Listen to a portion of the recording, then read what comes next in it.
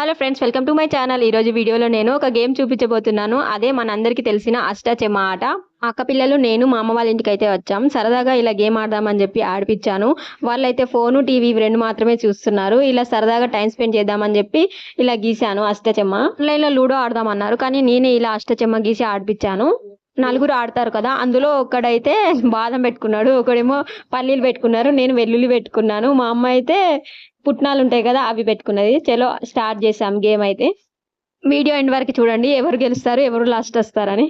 మా అమ్మ, నేను, మా పెద్దోడు ఎక్స్పెక్టేషన్స్ రాలే కానీ మా చిన్నోడైతే వీడు బాదం పెట్టుకున్నాడు కదా, వాడైతే 10 రూపీస్ పట్టుకొని బెట్ పెట్టిండు.